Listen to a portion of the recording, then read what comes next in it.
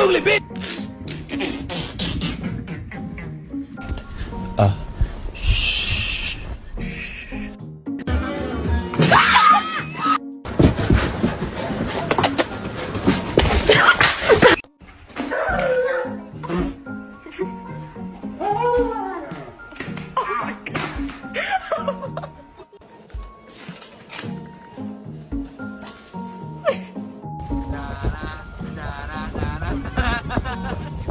Let's go.